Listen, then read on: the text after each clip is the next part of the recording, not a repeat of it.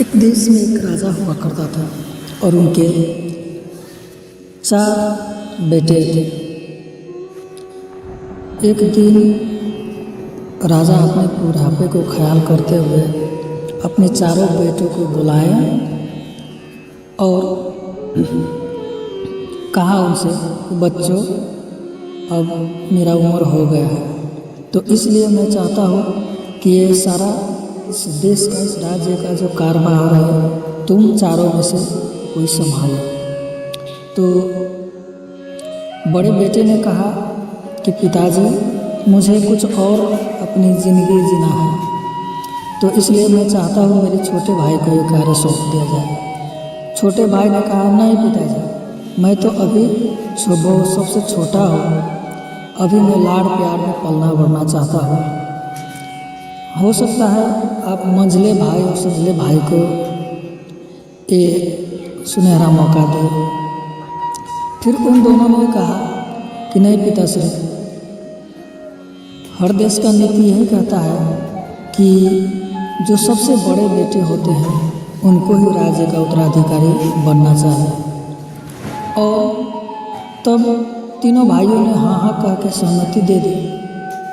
सहमति देने के बाद राजा ने अपने मंत्री को बुलाया और जब राजा ने मंत्री को बुलाया तो राजा ने उन मंत्री को और पुरोहित को ये सूचना दिया कि कल हम अपने सबसे बड़े बेटे का युवराज घोषित करेंगे।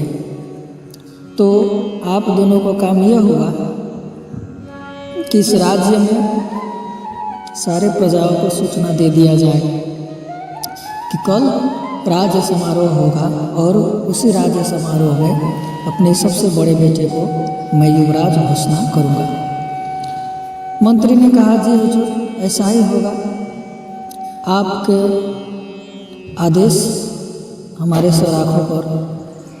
और तब चारों बेटा अपने अपने कक्ष में चले गए। राजा भी रानी के साथ अपने शयन कक्ष में चले गए।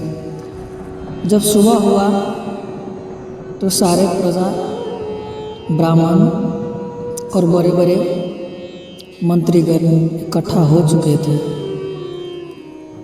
गीत गान नाच सभी के साथ युवराज को स्वागत किया गया और अच्छी मुहूर्त देखकर युवराज घोषित कर दिया गया। इस खुशी के मौके पर जो छोटे छोटे 3 भाइयों थे उनका विचार हो गया कि बड़े भैया, क्यों ना हम चले कि काफ़ी दिन हो चुके हैं जंगल में शिकार करने। तो इस खुशी के मौके पर, सुनहरा मौके पर हम चारों भाइयों को चलना चाहिए। युवराज ने भी कहा, ठीक है भाई, अगर तुम सबका यही विचार है तो मैं इसमें राजी हूँ, रेडी हूँ, तैयार हूँ, क्योंकि मैं भी शिकार किए हुए काफ़ी दिन हो चुका है।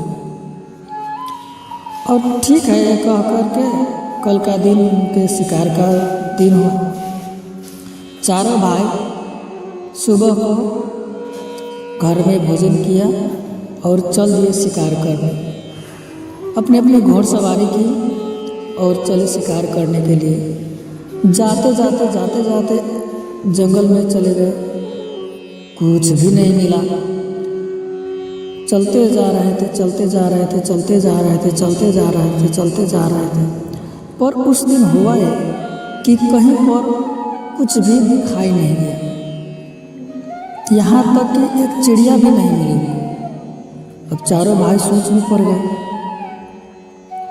यार आज तो कोई हिरन मरेग कुछ भी नहीं दिख रहा, कोई जानवर का नामो निशान नहीं दिख रहा है, हो क्या रहा है। छोटे भाई ने बोला, भैया क्यों ना हम कुछ और अंदर चले। और चारों भाई कुछ और अंदर जाते हुए चले जाते हुआ है कि उस बीच घनघोर जंगल में, सुनसान जंगल में अचानक उन चारों भाइयों को एक बकरा दिखा, और बकरा देखा तो बड़े भाई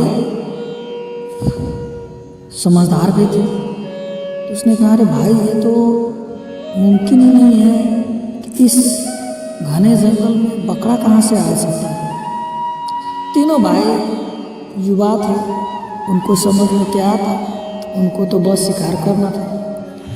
तीनों भाइयों ने कहा है भैया हो सकता है, ये क्यों नहीं हो सकता है, कहीं पर होगा कोई बकरवाह कर बकरा इधर चरते चरते चला गया होगा, तो क्यों ना हम इसी बकरे को आज मांस बनाए और अपना पिकनिक मनाए। बड़े भाई ने बोला नहीं नहीं भाई ऐसा नहीं करो, ऐसा करो हम चलते हैं घर। छोटे और दो भाई और थे मंझले संझले, सब हट करने लगे, नहीं इस बकरे को हम बनाएंगे तो बनाएंगे।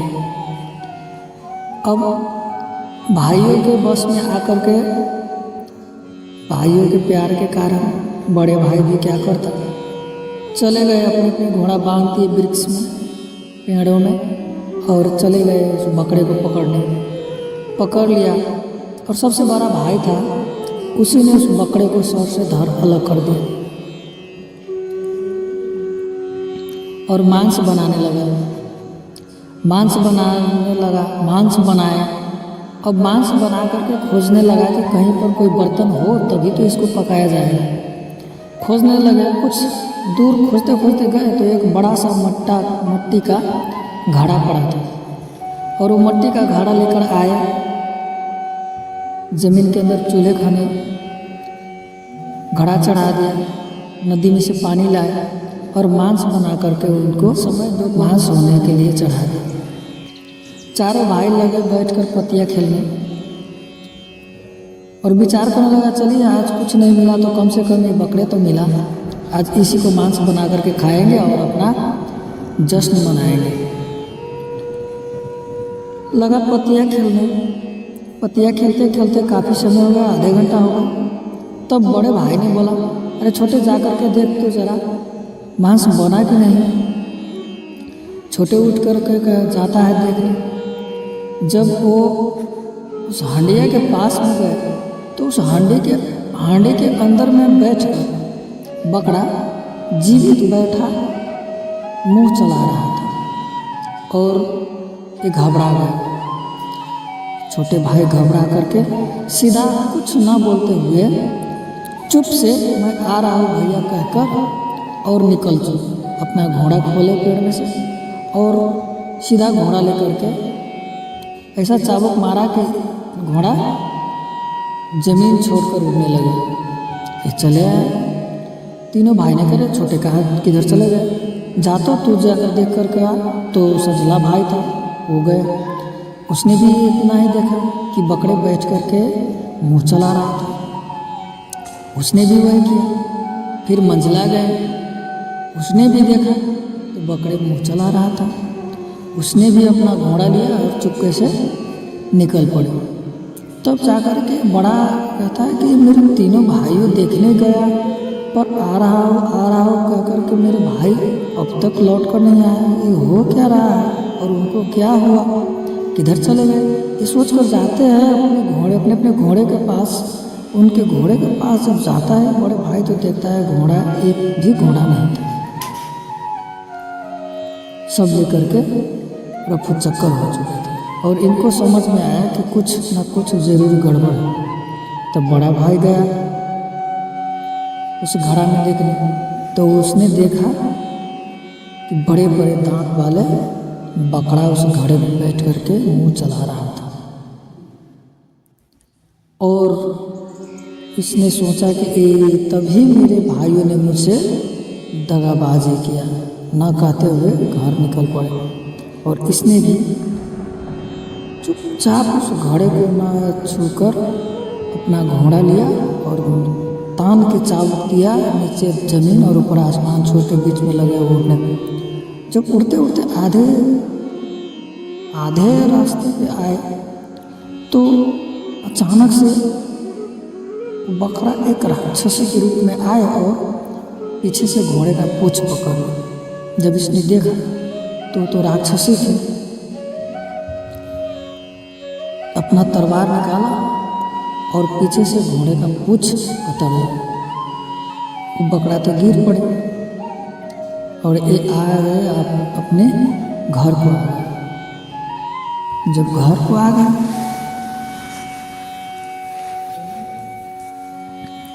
अपने राजसभा में, अभी तो डरा तो था ही, फिर भी को करना क्या, अपने राजसभा में बैठा था।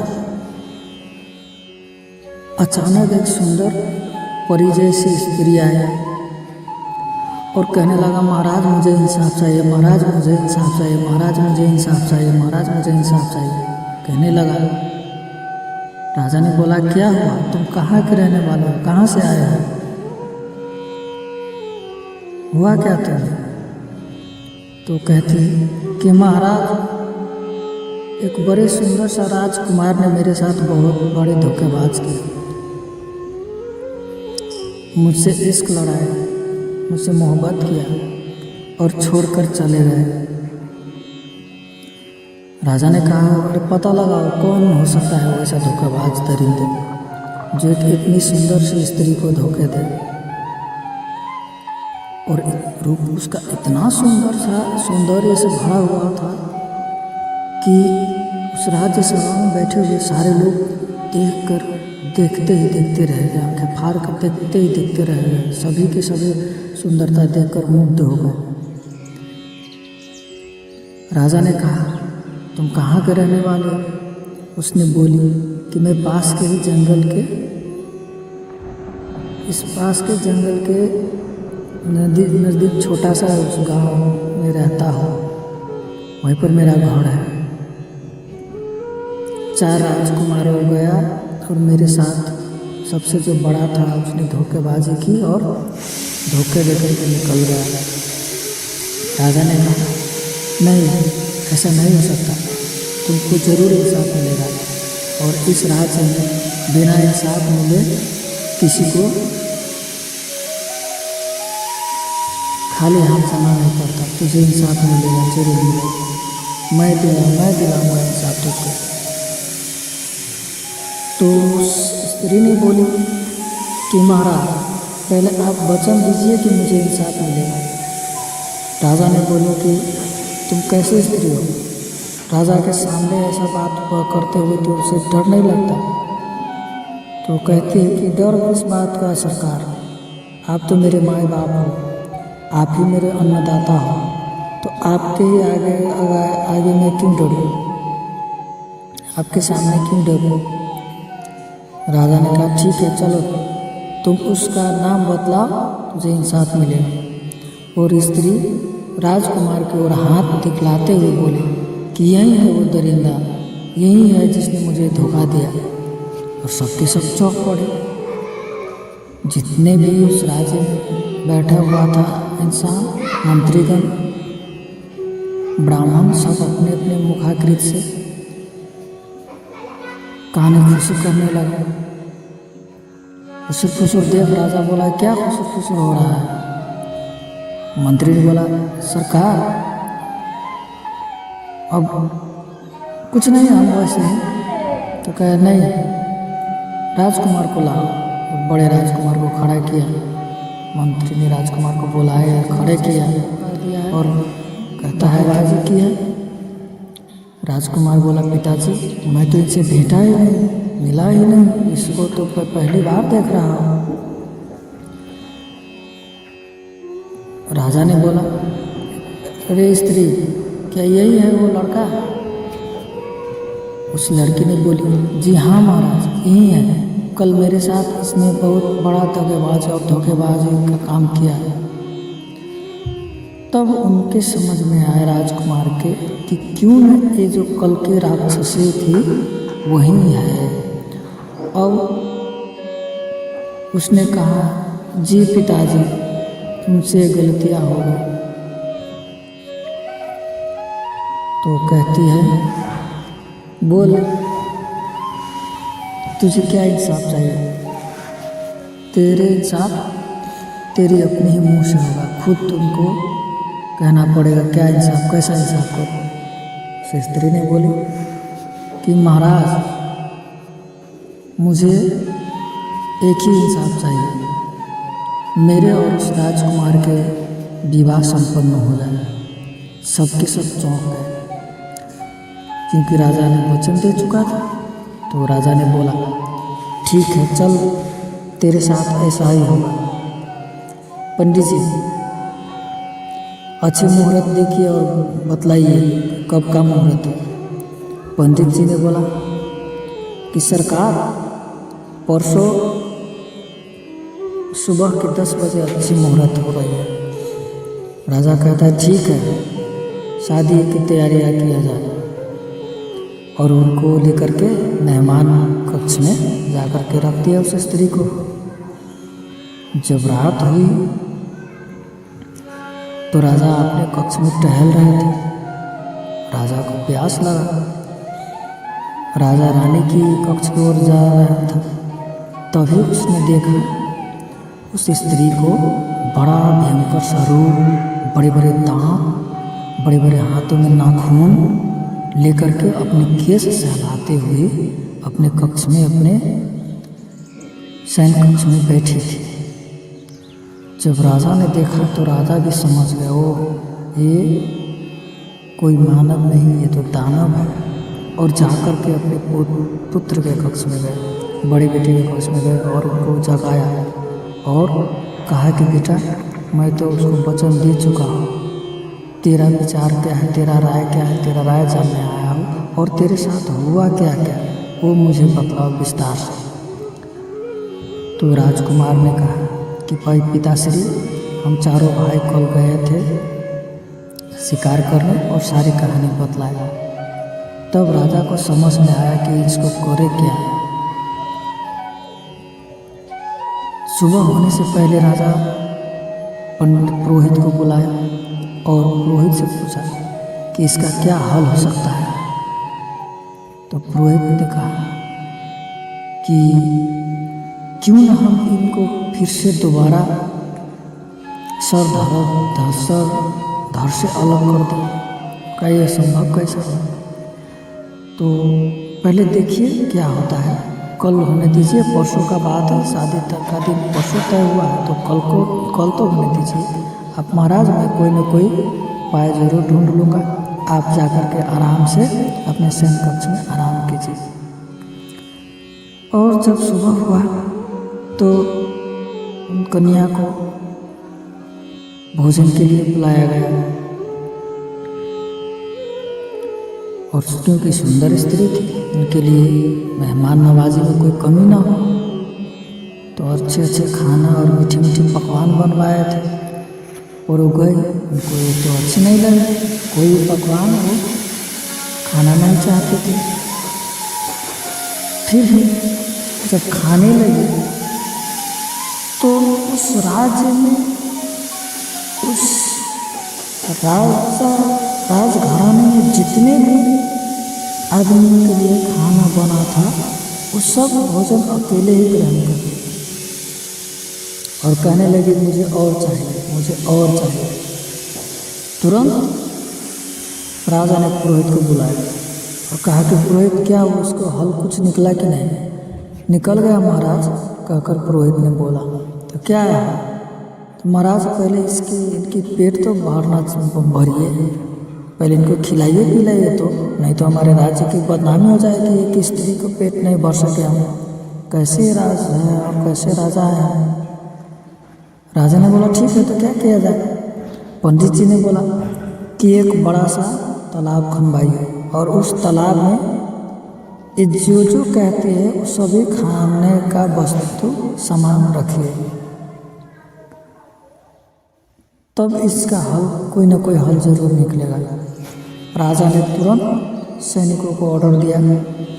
सैनिक जाकर के एक बड़ा सा तालाब खनवाए और उसमें मांस, मछली, मदिरा, सारे भोजन लगवाए और स्त्री को लेकर गए उसमें खाना खिलाना। और पास में बड़ा सा अग्नि का धुनी लगवाया और उस राक्षसी को खाने के लिए दे दिया। जब राक्षसी खाने लगी तो आधे तालाब का भोजन अकेला ही ग्रहण कर चुकी। तो राजा ने बोला राजकुमार को, बेटा ये तुझसे ही होगा, तूने कैसे काटे थे इनको वो बतला कर दिखा। और उस स्त्री को भी कहा कि तेरे साथ क्या क्या हुआ, मैं चाहता हूँ कि ये फिर से दोबारा हो। वो स्त्री मानी नहीं, लेकिन राजा ने बोला अगर जब तुम नहीं मानोगी तो हम तुम्हारा और उनके विवाह कैसे करवाएंगे, पहले मुझे भी तो जानना है कि आखिर हुआ क्या था। मान गई। स्त्री को बोला राजा कि तुम खाओ। पीछे से गया और एक तलवार से उसके सर को धड़ से अलग किया और सर धड़ से अलग करते ही तुरंत उसके सर को लेकर के अग्नि में फेंक दिया और वो जलकर भस्म हो गई। फिर दोबारा वो वापस नहीं आया। और इस तरह राजा ने पुरोहित की मदद से बुद्धि का प्रयोग करते हुए अपने बेटे को और उस राज्य का उत्तराधिकारी को राक्षसी से बचाया।